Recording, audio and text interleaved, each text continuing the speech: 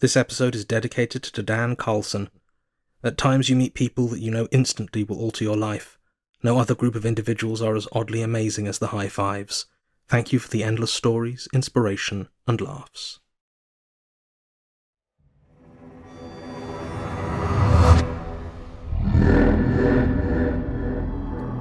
Rusty Quill presents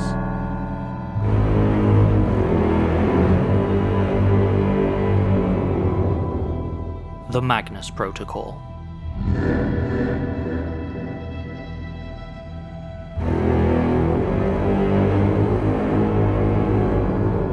Episode 32, Restructuring.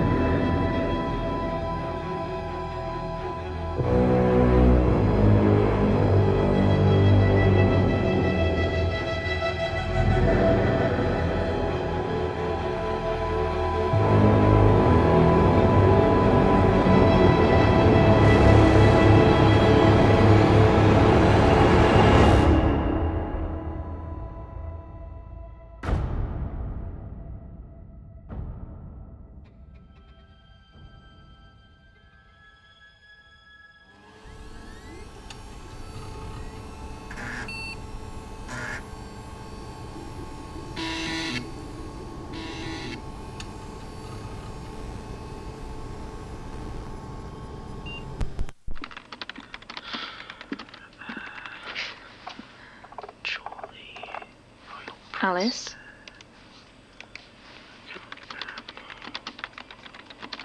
Alice?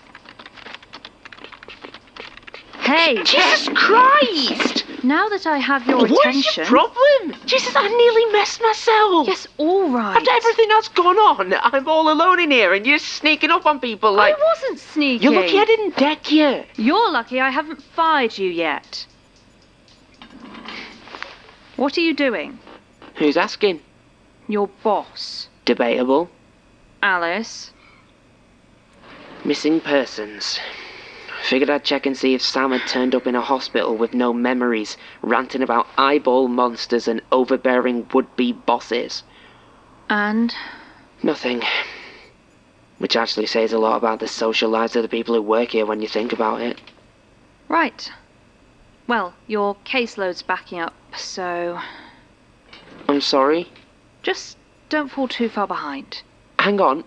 Just to be clear, I think you heard, I'm sorry, I'll work harder, boss, when what I meant is, I'm sorry you think I give a flying fart about cases right now. You can't abandon your work just because... What? Just because our friends are missing? Or worse? Why not? What are you going to do? Fire me? If I have to. Do it. Good luck with your precious caseload then. We've been over this already. If you don't stay on top of things, it's going to draw attention. From who? The Right Honourable Mr. Sir Trevor Herbert MP OBE DNR. I doubt he would notice if we burnt the place down. Alice, you know as well as I do that you aren't going to be able to spend any time looking for them if we're trapped in a government inquiry. Or worse. So keeping things moving is going to help look for them. In a roundabout sort of way. I liked you better when you were a miserable grunt like the rest of us. No, you didn't. Fine, but I'm going to keep using the office systems. Just as long as you do your cases. Right.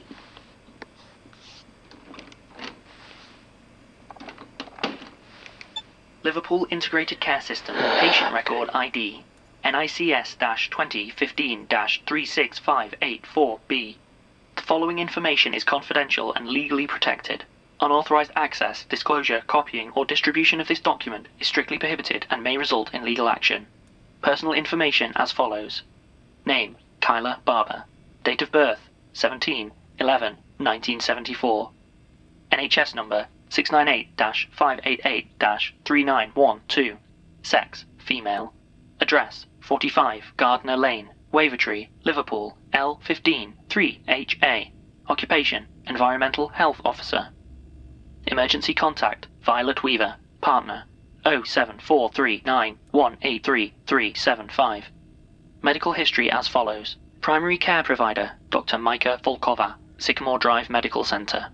Mental health provider, Dr. Alan Cello, Merseycare NHS Trust. Chronic conditions: hypertension, type 2 diabetes. Allergies: trimethoprim, Nicole. Medications: metformin 500 mg, lisinopril 10 mg, sertraline 100 mg, diazepam 100 mg, olanzapine 10 mg. Recent admissions: 01/06/2012. Acute depressive episode. Treatment provided: cognitive behavioral therapy, medication adjustment. 15/03/2015. A10 detention under Mental Health Act for admission for assessment. Approved mental health professional Joseph Block. Reason for detention: patient admitted to Clockview Hospital under Section 136 Police Detainment. Observations: indicators for visual and auditory hallucination, distress, paranoia, confusion, transient global amnesia, dissociative amnesia. Initial diagnosis: acute psychosis, schizophrenia, anxiety, post-traumatic stress disorder. Recommendations: immediate inpatient admission for safety and further assessment due to immediate risk to self and others. Initial treatment plan to include antipsychotic medication and psychotherapy. Recent notes: assessment delayed due to missing patient. Recent documentation: partial transcript of counselling session 18/03/2015. Transcript as follows. K. Sand into water, water into stone, stone into wood, wood into cotton, cotton into blood, blood into gold, gold into fire, fire into steel. J. Kyla. K. Plastic trees in rings of glass, no wind for wings, no birds, no birds. J. Come back, Kyla. K. I'm sorry, I don't... J. That's all right, Kyla. Why don't we take a moment for a reset? K. Reset. Yes. J. My name is... K. My name is Kyla Barber. I am in Clockview Hospital. J. And... K. And I am safe. J. And now breathe in, hold, and breathe out. And again. J. Better? K. Yes. Yes, sorry. J. No need to be sorry. Are you ready to continue? K. Yes. J. All right.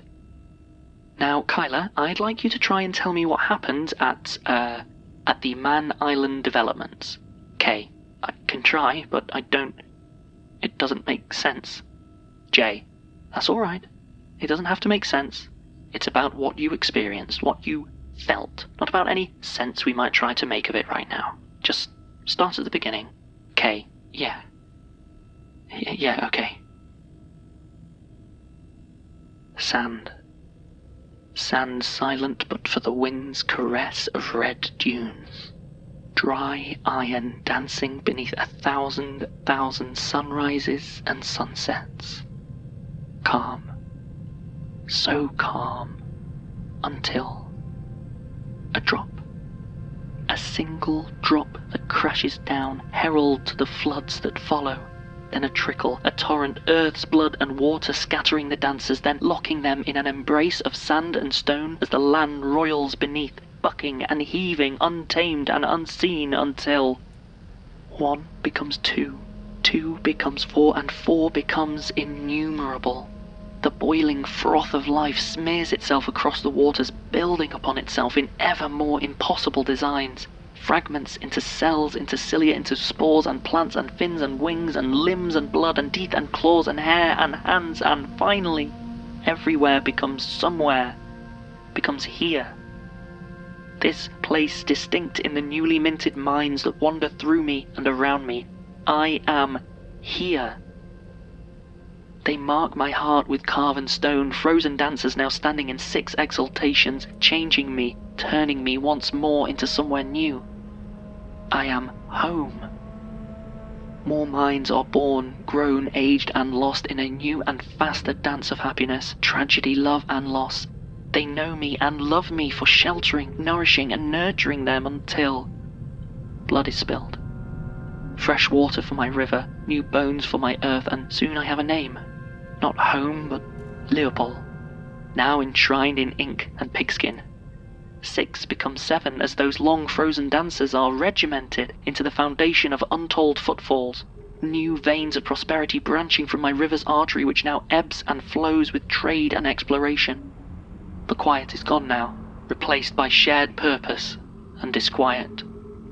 They try to temper rivers run again and again, building new havens to shackle me, which I must wash away with wind and rain and sea, but they are industrious. Blood washes once more across my ground, let by steel and sulphur, forging me into a city. Such a grand name for such a grievous wound. More home now to stock and cargo than flesh and bone. They are so industrious. Their choking trade clogs me with the filth of their endeavour and the silt of their constant contempt, which turns to theft as they steal from my river's depths until they fill these wounds with blood once more, but now it is not their own. Instead, a ceaseless torrent of tobacco, cotton, and chain-bound misery pours in, fueled by stolen sweat and stained steel. They are so industrious, and I am angry. The river stutters as they drag fresh land from the depths and trap me inside, severed from myself and lessened from a city to an island made for man. And what men they are. Bilge bloated on the bodies of the broken, they laugh without mirth, servants of lust and despair, with regret crawling amongst the soured timber of far-off wilds. And still the children of those otherwares are dragged to me, their grief shackled within the walls of the gory carnal warehouses which reek of desolation and slow carnage, until the last ship vomits its wretched hold upon my shores. Perhaps this imperial fetish has finally been assuaged, but no, the gory houses burn too late and return too soon, and with them come the trains, metal ripped from my earth and baptized in death before it, bellowing black smoke and burrowing into my heart and filling it with stolen, rolling lightning. I am angry. Another flood of bloodshed, fed by skyfire this time, and finally there is a moment of respite from their ceaseless progress. Instead, I am a home once more, a weary home filled with hardship, but also children's laughter. I had almost forgotten how it had felt. But then their humble lots are scattered for the benefit of trams, buses, and more besides. I am angry. And now there rises a canker of glass, an empty luxury, a monument of displacement that would deny lands past whilst promising prosperity. But I will abide you no more. Your foundations of bone, built both of mine and those that would have called me home, splinter and slip beneath the weight of your capital arrogance. The metal veins that waste my waters for your warped and bloated wants bend and break, overflowing with the filth of your forebears. The cables that you stitch so cruelly in my flesh now snap and spill their lightning upon the stolen grandeur of your foreign marble floors. The stems of steel that shoulder your ambition foul and fail and fall, overwhelmed by the weight of your derelict intent. The dancers that you look through but never see shatter and stab such sharp shards into you as cutting retort for your blindnesses. Your reliable residences sold but never owned grow cold and dark, unloved, unlike the homes of those that came before your sight. The offices you loud so loudly as clean and trim and proper now stain and stink with long-kept scandal as your ledgers wilt and rot. There is no place for you here. There is no place for you here. J. Kyla? K. No, I am not her. I am here. J. Kyla, I asked what happened to you, not what happened to the place. K. And all who dwelt within me will feel the weight of it. Their bones will be my bones, colonized as is my right. J. I don't know if this is helping. K. Let me go home. Let me be home. Transcript ends.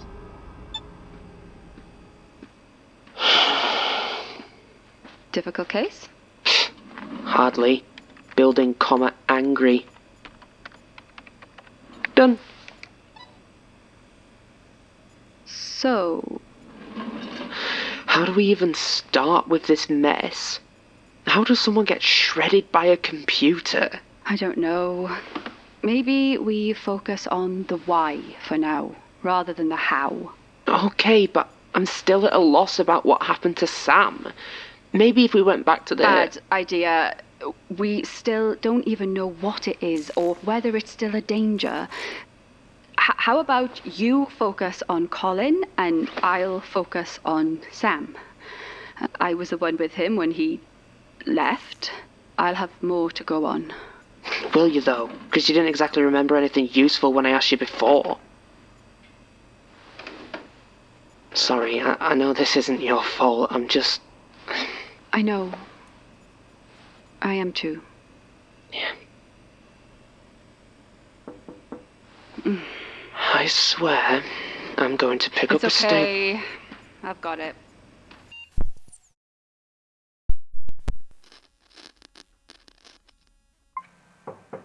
Come in.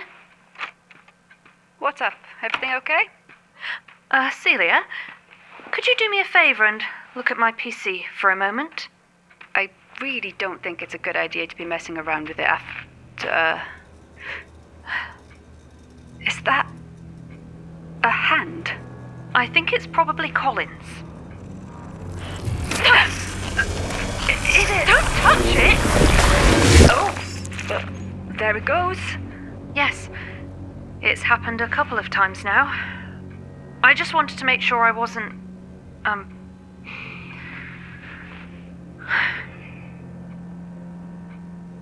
pretty sure I saw some teeth in my keyboard yesterday.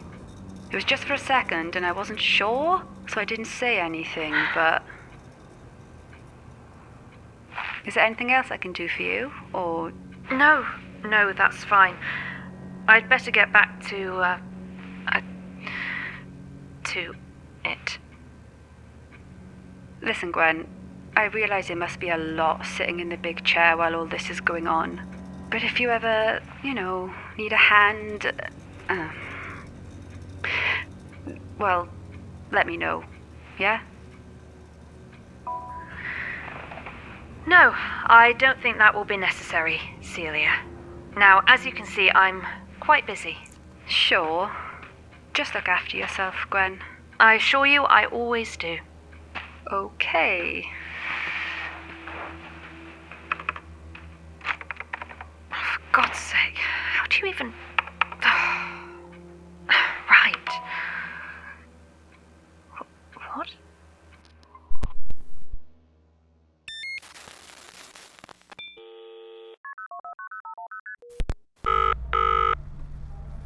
Hey, leave me a message. Or don't. Whatever. Hey, Luke. I'm guessing you're driving or picking some old granny's knickers off your head after a gig or something, so no need to call back. Just checking in on you and the tour. Sounds like it's going well. Just FYI, I had to use PayPal this time since you're abroad, so let me know if you have any issues. It's not like I'm going anywhere. Things are a bit weird here. There's actually a lot going on at work and... Actually, you know what? Do call me back. Or text me or something. I think I need to talk to a real human person. And you're the next best thing. Anyway, say hi to the lads for me. Later.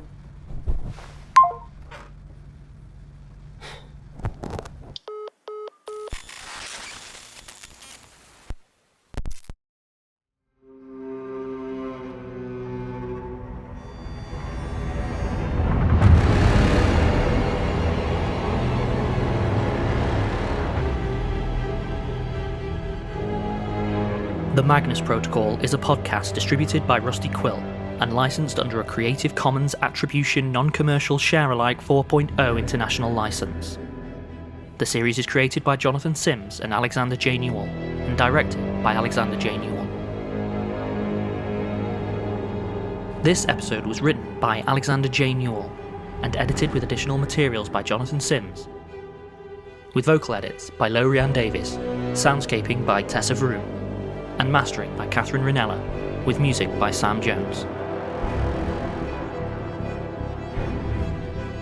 It featured Billie Hindle as Alice Dyer, Anusia Battersby as Gwen Bouchard, Lowri and Davies as Celia Ripley, with additional voices from Alexander J. Newall. The Magnus Protocol is produced by April Sumner, with executive producers Alexander J. Newall, Dani McDonough, Linn C., and Samantha F. G. Hamilton, and associate producers Jordan L. Hawke, Taylor Michaels, Nicole Perlman, Cetius the Raven, and Megan Nice.